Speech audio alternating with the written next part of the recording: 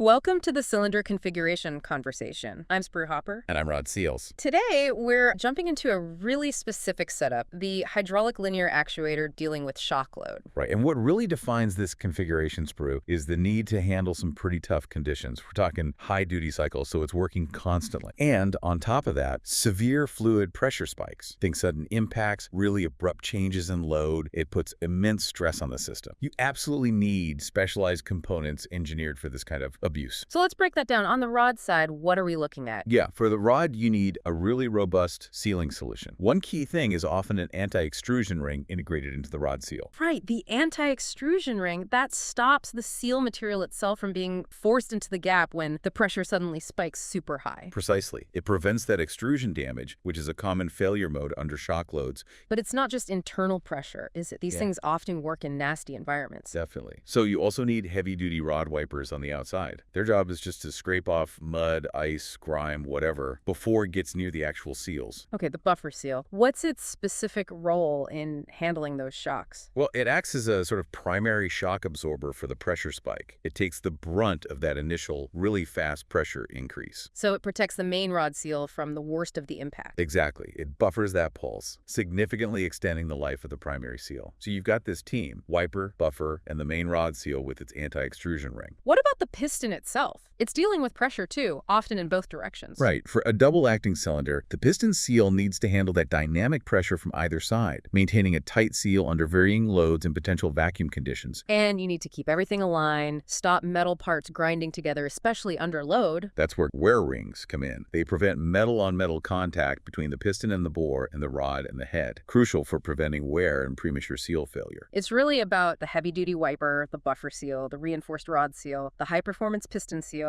and those guide rings. Reliable performance really hinges on getting this combination right. It really does. And if you have questions or need help figuring out the right configuration for your application, you can reach out to them directly. Their email is sales@mfpseals.com. They can definitely help point you in the right direction. Well, thanks for joining us for this session of the cylinder configuration conversation.